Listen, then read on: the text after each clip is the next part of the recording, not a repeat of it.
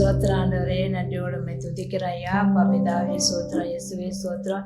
பரிசுத்த ஆவியானவரே, உமக்கு கொடான கொடி நன்றிகளை செலுத்தி உம்மை உயர்த்தி போற்றுகிறோம், வாழ்த்தி வணங்குகிறோம். இந்த நாளை ஆசீர்வதித்து கொடுங்க. அந்த 11வது மாதத்துல ஆண்டவரே அழைத்து, அந்த 12வது மாதத்துல அழைத்து வந்து பிறப்பை குறித்து அநேகருக்கு பாடல் மூலமாகவும் வார்த்தை மூலமாக வெளிப்பட கிருபை செய்தீங்கள். அதற்காக கொடான கொடி நன்றி அப்பா. இப்போதும் கூட டிவி முன்பாக அமர்ந்திருக்கிற பிள்ளைகளுக்காக ஜெபிக்கிறோம். ஆண்டவரே, இயேசுவின் பிறப்பை அறிந்து கொள்ளட்டும், சந்தோஷம் சமாதானம் அந்த குடும்பத்துல வரட்டும். ஆண்டவரே, அல்லேலூயா அல்லேலூயா. சோத்திரம் சோத்திரம் சோத்திரம் அப்பா. படிக்கிற பிள்ளைகளுக்கு நல்ல ஞானத்தை கொடுங்க, பாதுகாப்பை கொடுங்க, ஆசீர்வதிங்க. வாலிப பிள்ளைகளை இரத்த கொட்டைகளை மூடி மறைத்துக் கொள்ளுங்க அப்பா. தேசம் முழுவதும் தேவ பிரசன்னத்தை நிரப்பும்படியா ஜெபிக்கிறோம். சந்தோஷத்தை நாங்கள் கட்ட அவிழ்க்கிறோம் இயேசுவின் நாமத்தினால். எதிராக எழும்புகிற தீய சக்தியை இயேசுவின் நாமத்தால் நிர்மலமாக்கி போடுகிறோம் ஐயா. கிருபை பிள்ளைகளை சூழ்ந்து கொள்ளட்டும். சமாதானம் இல்லாத தேசத்துல சமாதானத்தை நாங்கள் கட்டளையிடுகிறோம் ஐயா. கிருபையத்தாக ஆசீர்வதிங்க ஐயா. வார்த்தையின் மூலமாக அநேகருக்கு விடுதலை கிடைக்கட்டும். நசரேயனா இயேசு கிறிஸ்து நாமத்தை கேட்கிறேன் ஜீவன நல்ல தகப்பனே, ஆமென்.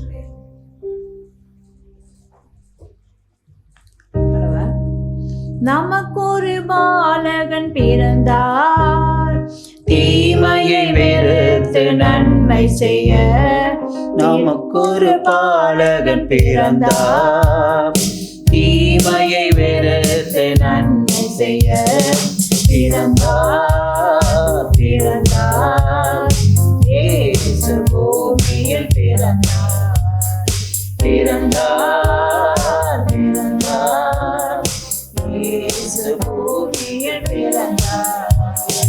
சந்தோஷமே சந்தோஷமே இயேசு பிறப்பால் சந்தோஷமே.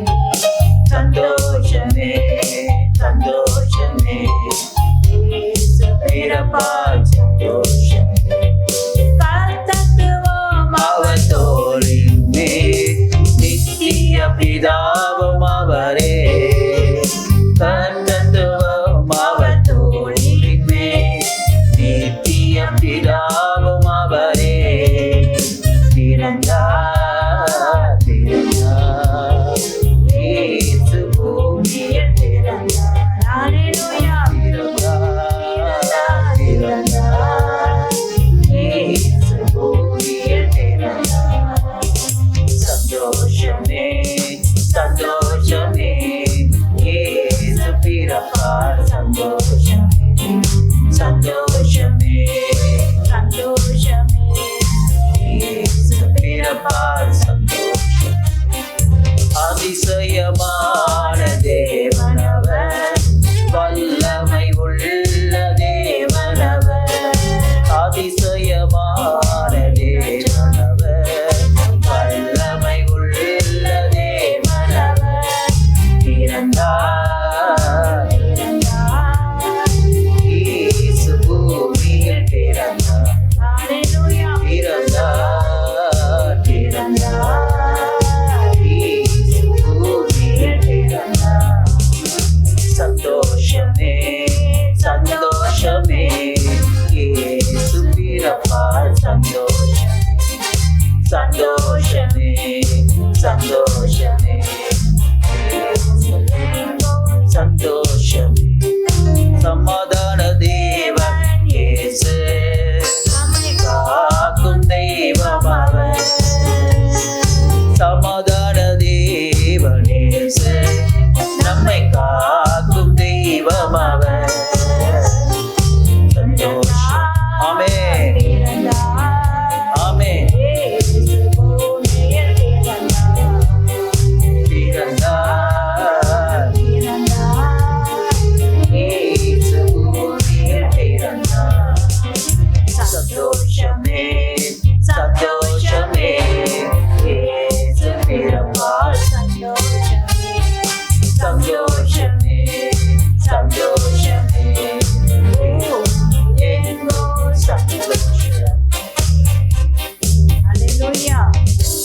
அதிசயமான தேவன், அவர் வல்லமை உள்ள தேவன். அல்லேலூயா. ஒரு குடும்பத்துல சமாதானம் இல்லாத குடும்பத்துல சமாதானத்தை கொடுக்கிற தேவன், அல்லேலூயா. நம்மை காண்கின்ற தேவன். ஆமென். நம்ம நினைக்கிறோம் நம்ம தேவன், அல்லேலூயா, நாம் ஜெபம் கேட்கப்படுகிறதா, விண்ணப்பம் தேவன் சந்நிதியில் வந்து எட்டுகிறதா என்று. ஆனால் இயேசு இந்த நாளில் சொல்கிறார், உன் ஜெபம் கேட்கப்படும், உன் கண்ணீர் கவலை எல்லாம் மாறும் என்று கர்த்தர் சொல்கிறார். ஆமென். அவன் என்னை நோக்கி கூப்பிடுவான், நான் அவனுக்கு மறு உத்தரவு கொடுப்பேன் என்று கர்த்தர் சொல்கிறார். அல்லேலூயா. ஒருவரும் கெட்டு போவது அவருடைய சித்தம் அல்ல, எல்லோரும் பரலோகம் வந்து சேரணும். அதை அறியாதபடி அங்கும் இங்குமாய் அலைந்து திரிந்து கொண்டிருக்கிற மக்களோட கண்கள் திறக்கும்படியாக, ஆவிக்குரிய கண்கள் திறக்கும்படியாக, கண்கள் இருந்து குருடாய் இருக்கிற பிள்ளைகளுக்கு ஆண்டவரே அப்பா உண்மை யாரையும் அறிவை கொடுக்கும்படியாகவும் வெளியே நாங்கள் செபிக்கிற ஐயா. எங்களுக்காக அடிக்கப்பட்டு நொறுக்கப்பட்டு தழுவுகளால் சுகம் கொடுத்த தேவன் இந்த பூமியில வந்து பிறந்தீர் என்ற அந்த நல்ல நாளை பிள்ளைகள் சந்தோஷமாய் கொண்டாட கிருபையை தாங்கப்பா. ஆண்டவரே சமாதானத்தை ஒவ்வொரு குடும்பத்திலையும் நாங்கள் கட்ட அவிழ்க்கிறோம். நசரேனா இயேசு கிறிஸ்து நாமத்தினால கேட்கிறோம். வார்த்தையின் மூலமாக வெளிப்படுங்க ஐயா. பிள்ளைகளோட பேசுங்க ஆண்டவரே. அந்த வார்த்தை அவர்களுக்கு ஆண்டவரே அப்பா ஜீவன் கொடுக்கட்டும் ஆண்டவரே. ஊடுருவி கிரியை செய்யாதபடி அது என்னிடத்தில் வராது என்று சொன்னீங்களையா. அப்படியாக வார்த்தை பிள்ளைகளுக்கு ஆசீர்வாதமா இருக்கட்டும். இயேசுவின் நாமத்தை கேட்கிறேன் நல்ல தகப்பனே. கர்த்தருக்கு ஸ்தோத்திரம். ஆண்டவராகிய இயேசு கிறிஸ்து நாமத்தினால உங்களுக்கு ஆண்டவராகிய இயேசு கிறிஸ்துவினுடைய பிறப்பின் காலங்களிலே சத்தியத்தை நாம் அறிய வேண்டிய அவசியத்தில் நாம் இருக்கிறோம்.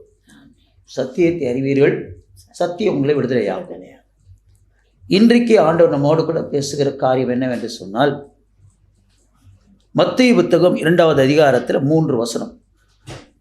ஏரோது ராஜாவின் நாட்களிலே யூதேயாவில் உள்ள பெத்லகேமிலே இயேசு பிறந்த பொழுது கிழக்கிலிருந்து சாஸ்திரிகள் எருசலேமுக்கு வந்தார்கள். அல்லேலூயா. ஏரோது ராஜாவின் நாட்களிலே யூதேயாவில் உள்ள பெத்லகேமிலே இயேசு பிறந்த பொழுது கிழக்கிலிருந்து சாஸ்திரிகள் எருசலேமுக்கு வந்தார்கள். இயேசு பிறந்திருக்கிறான்னு கேள்விப்பட்டாங்க. பிறந்த பிறகு அவங்க என்ன செய்கிறாங்க, வந்து புறப்படுறாங்க. அல்லேலூயா. எருசலேம் வர யூதருக்கு ராஜாவாக பிறந்திருக்கிறவர் எங்கே? கிழக்கிலே அவருடைய நட்சத்திரத்தை கண்டு அவரை பணிந்து கொள்ள வந்தோம் என்றார்கள். யார்கிட்ட வந்து சொல்றாங்க? ஏரோது ராஜா கிட்ட வந்து சொல்றாங்க. ஏரோது ராஜா அதை கேட்ட பொழுது அவனும் அவனோடு கூட எருசலேம் நகரத்தார் அனைவரும் கலங்கினார்கள். அல்லேலூயா. எப்படி இருக்குது பாருங்க. யூதர்களுக்கெல்லாம் ராஜா பிறந்திருக்கிறாரு சொல்லிட்டு சாஸ்திரிகள் எங்கே பிறந்திருக்காரு காணும்படியாக வராங்க. யார் வர்றது? யாரு? சாஸ்திரிகள். இவர்கள் யாருனாக்க யூதர்கள் அல்ல. அல்லேலூயா. சாஸ்திரிகள், வான சாஸ்திரிகள். இவங்க என்ன செய்கிறாங்க? புறப்பட்டு வராங்க. எத்தனை சாஸ்திரிகள் வந்தாங்கன்னு தெரியாது. கர்த்தருக்கு ஸ்தோத்திரம். எப்படி பார்த்தாலும் ஒரு 3 பேருக்கு மேலே தான் இருப்பாங்கன்னு வச்சுங்க. அல்லேலூயா. வந்து புறப்பட்டு வராங்க. புறப்பட்டு வந்து யார்கிட்ட வராங்க? ஏரோது ராஜா கிட்ட வராங்க. அல்லேலூயா. அதை கேட்ட பொழுது அவனும் அவனோடு கூட எருசலேம் நகரத்தார் அனைவரும் கலங்கினார்கள். இப்போ ஏரோது ராஜா கலங்கிறதுக்கு ஒரு முறை இருக்குது. ஏன்னா அவன் தான் ராஜாவாக இருக்கிறான். இப்போ இன்னொரு ராஜா வராருன்னா அவனுக்கு கோபம் வரும். அவன் கலங்கிறதுக்கும் ஒரு காரணம் இருக்குது. ஆனால் இங்கே பார்த்தீங்கன்னா என்ன சொல்லப்படுகிறது? அவனோடு கூட எருசலேம் நகரத்தார் அனைவரும் கலங்கினார்கள். எப்படி இது பாருங்க. யூதருக்கு ராஜா பிறந்திருக்கிறான் கேட்டவுடனே என்ன செஞ்சிருக்கணும்? இவங்க அந்த சாஸ்திரிகளோட சேர்ந்து எங்கே இருக்கிறா தேடின்னு போயிருக்கணும். அல்லேலூயா. அல்லேலூயா. துரிதமாக போயிருக்கணும். அதை விட்டுட்டு கலங்கினார்களாம். எப்படி இருக்குது பாருங்க. இன்னைக்கு நிறைய கிறிஸ்தவர்கள் அப்படிதான் இருக்கிறாங்க. இயேசுவை அனுபவிக்க தெரியலங்க. இயேசுடைய வார்த்தையை புரிஞ்சு கொள்ள தெரியல. அல்லேலூயா. கலங்கி இருக்கிறாங்களாம். கலங்கினார்கள். அவன் கலங்கிறதுக்கு ஒரு காரணம் இருக்கு. ஆனால் இவங்க எப்படி கலங்கலாம்? இவங்க சந்தோஷப்படணும். அல்லேலூயா. ஏன்னு கேட்டிங்கன்னா வசனம் அப்படிதான் சொல்லுது. நீங்கள் பார்த்தீங்கன்னா லூக்கா புத்தகத்தில் 2வது அதிகாரத்தில் ஒரு வசனம் வாசிக்கிறேன் பேருங்க. இன்று கர்த்தராகிய கிறிஸ்து இரட்சகர் தாவீதின் உள்ள பிறந்திருக்கிறார். அல்லேலூயா, கர்த்தருக்கு ஸ்தோத்திரம் அப்படின்னு 11வது வசனத்தில் 2வது அதிகாரத்தில் லூக்கா புத்தகத்தில் சொல்லப்படுது. யாருக்கு சொல்லப்படுகிறது? மேய்ப்பர்களுக்கு சொல்லப்படுகிறது. இங்கே யாருக்கு சொல்ல? சாஸ்திரிகள் கிடையாது. நல்லா நீங்கள் புரிஞ்சுக்கணும். அல்லேலூயா, சாஸ்திரிகளுக்கு இல்லை. அங்கே என்ன சொல்கிறாரு? இன்று கர்த்தராகிய இயேசு கிறிஸ்து என்னும் இரட்சகர் உங்களுக்கு தாவீதின் ஊரில் பிறந்திருக்கிறார். பிள்ளையை துணியிலே சுற்றி முன்னிலையிலே கிடைத்திருக்க காண்பீர்கள். இதுவே உங்களுக்கு அடையாளம் என்றார். முன்னிலையிலேனா வீட்டுக்கு முன்னால். அந்த காலத்துலலாம் கிராமத்தில் பார்த்தீங்கன்னாக்கா, இப்போ கூட கிராமத்தில் பார்த்தீங்கன்னா மாடு மாடெல்லாம் மேய்ப்பாங்க. ஒருவேளை அது மாட்டுத்தோழுமாக கூட இருக்கலாம். மாட்டுத்தோழும் நீங்கள் கொடுக்கல, முன்னிலையில் கொடுக்கப்பட்டிருக்கிறது. சரி, ஆண்டவர் பிறக்கும் போது என்ன நடக்குதுன்னு கேட்டிங்கன்னா, அல்லேலூயா, அவர் முன்னிலையிலே இருக்க கண்டீர்கள் என்று சொல்லப்படும். யாருக்கு? சாஸ்திரிகளுக்கு. இன்று கர்த்தராகிய இயேசு கிறிஸ்து இரட்சகர் உங்களுக்கு தாவீதின் ஊரில் பிறந்திருக்கிறார். பிள்ளையை சுற்றி முன்னிலையிலே கிடைத்திருக்க காண்பீர்கள். இதுவே உங்களுக்கு அடையாளம் என்றார். அச்சருமே பரமசில் திரள் அந்த தூதனுடைய தோன்றி, உன்னதத்திலே தேவனுக்கு மகிமையும் பூமியிலே சமாதானமும் மனுஷன் மேல் பிரியும் உண்டாவதாக என்று சொல்லி தேவனை துதித்தார்கள். அல்லேலூயா, இப்படி துதிச்சாங்க கேட்ட உடனே. ஆனால் இங்கே பாருங்க, ஏரோது ராஜா கிட்ட சாஸ்திரிகள் சொல்றாங்க. சொன்ன உடனே எருசலேம் நகரத்தார் எல்லாம் என்னென்ன பண்ணாங்களாம்? கலங்கி போனார்களாம். கர்த்தருக்கு ஸ்தோத்திரம். அப்படி ஆப்போசிட்டா நடந்திருக்குது பாருங்க. அல்லேலூயா, நம்ம அப்படி இருக்கவே கூடாது. இயேசு பிறந்திருக்கிறான்னு சொல்லி நமக்கு கேள்விப்பட்டிருக்கிற இந்த மாதம் ஃபுல்லா நம்ம என்ன செய்யணும்? சந்தோஷத்துல எல்லா இடங்களிலும் போய் இயேசுவை பிறப்பை பற்றி நம்ம என்ன செய்யணும்? சொல்லணும். பிரியமானவர்கள, சொல்லணும். அது விருப்பப்படுறாரு. ஆனால் இங்கே ஒன்று பார்க்கணும். நிறைய பேர் வீட்டில் பார்த்தீங்கன்னா இன்னைக்கு குடில் ஜோடிப்பாங்க கிறிஸ்மஸுக்கு. அந்த குடிலில் அங்கே இயேசு வைக்கப்பட்டிருப்பார். அங்கே மரியாள் அங்கே முழங்கலிட்டு வணங்குற மாதிரி அதெல்லாம் அங்கே வச்சுருப்பாங்க. அப்படி எங்கேயுமே சொல்லலை. மேய்ப்பர்களுக்கு தான் சொன்னார். முன்னிலையிலே துணியிலே பிள்ளையை சுற்றி இருக்க காண்பில் அடையாளம் சொன்னாரே தவிர யாருக்கு சொல்லலை? சாஸ்திரிகளுக்கு சொல்லலை. அல்லேலூயா, சாஸ்திரிகள்கிட்ட எப்போ வராங்க இவங்க? கிட்டத்தட்ட 2 வருஷத்துக்கு அப்புறம் தான் வராங்க. அல்லேலூயா, உடனே வரல.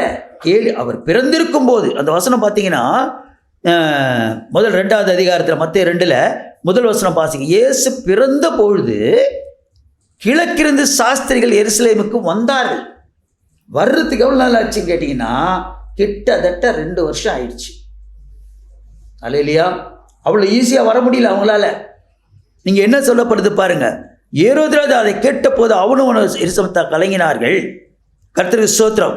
இப்போ இங்கே நீங்கள் இன்னொரு வசனத்தை நீங்கள் வாசிக்கணும், அப்போ தான் உங்களுக்கு தெரியும். அல்லேலூயா, அல்லேலூயா. அந்த அவர்கள் அந்த நட்சத்திரத்தை கண்டபோது மிகுந்த ஆனந்த சந்தோஷம் அடைந்தார்கள் அப்படின்னு சொல்லப்படுகிறது. அல்லேலூயா. அப்போ என்ன செஞ்சாங்க?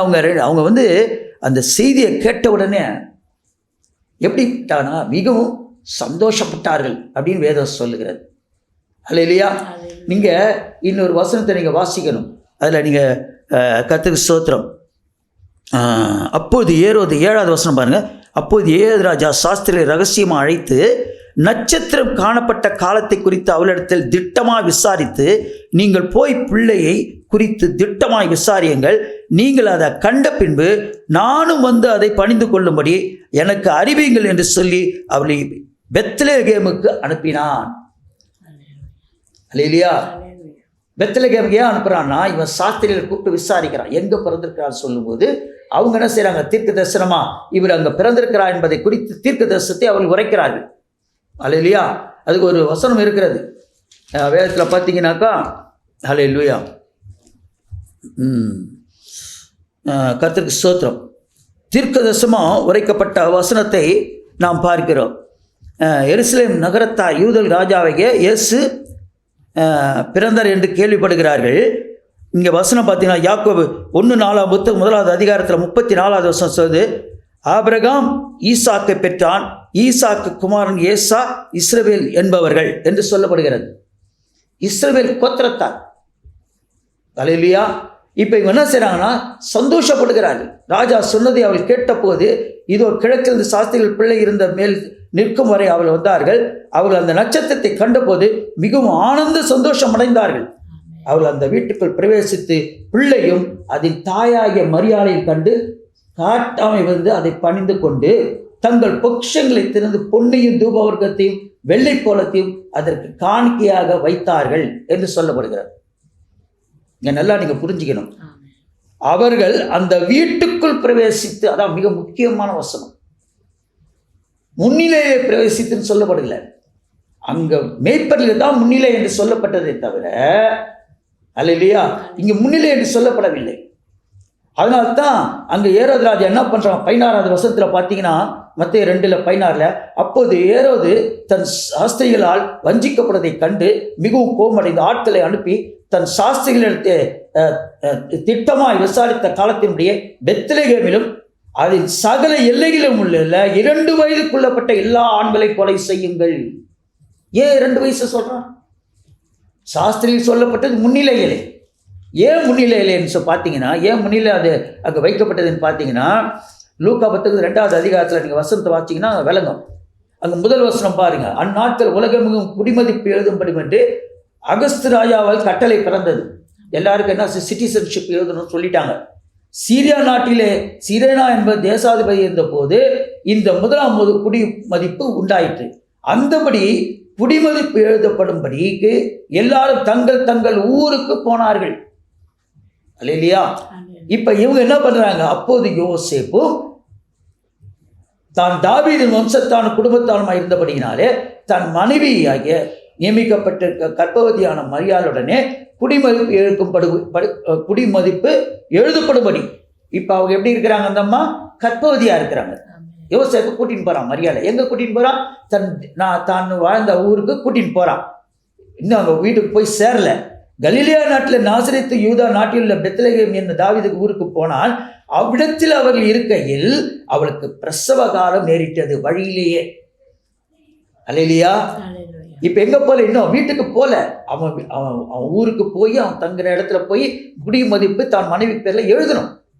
அதுக்காக கூட்டிட்டு போறான். வழியில என்ன செஞ்சது நடந்தது, அவன் தன் முதற் பேரான குமாரனை பெற்று சத்திரத்திலே அவள் இடம் இல்லாதபடினால் பிள்ளையை துணியிலே சுற்றி முன்னிலையிலே கிடத்தினார்கள். அங்கே ஹாஸ்பிட்டலில் எங்கேயுமே இடம் கிடைக்காது விட்டு உடனே அந்த பிள்ளை பிறக்கிறதுக்கு ஒரு மறைவிடமான இடம் கிடைச்சது, முன்னிலையில கிடத்தினார்கள். அப்போது நாட்டில் மேய்ப்பர் வயலில் தங்கி ராத்திரியில் தங்கள் வந்து மேய்த்து கொண்டிருந்தால் அவர்களுக்கு செய்தி கேப்ரியல் மூலமாக சொல்லப்படுகிறது. அவ்வளோதான். குழந்தை பிறந்த பிறகு அந்த குழந்தை எங்கே கூட்டின்னு போகணும்? அவங்க இப்போ குடிமதிப்பு எழுதுறதுக்கு எங்கே போய் ஆகணும்? அவங்க சொந்த ஊருக்கு போய் ஆகணும், நாசரேத்துக்கு போய் ஆகணும். ஒரு அல்ல சொல்லுவீங்களா? அதனால எங்கே போகிறது? அந்த போகிறதுக்கு எத்தனை நாள் ஆச்சுன்னா, கர்த்தர் ஸ்தோத்திரம், 2 வருஷம் ஆச்சு. இதோட தொடர்ச்சியை நம்ம அடுத்த செய்தியில் பார்க்கலாம். ஓ ரீகாலாரமா ஷீலாரவா. கர்த்தாவே, இந்த செய்தியை அறிகிற பிள்ளைகள் சத்தியத்தை அறியும், சத்தியம் விடுதலையாகும். பரிசுத்த ஆவின் ஒத்தாசுடன் நஸ்ரேனாகிய இயேசு கிறிஸ்து நாமத்தினாலே கேட்கிறேன், ஜீவனுள்ள நல்ல பிதாவே, ஆமென்.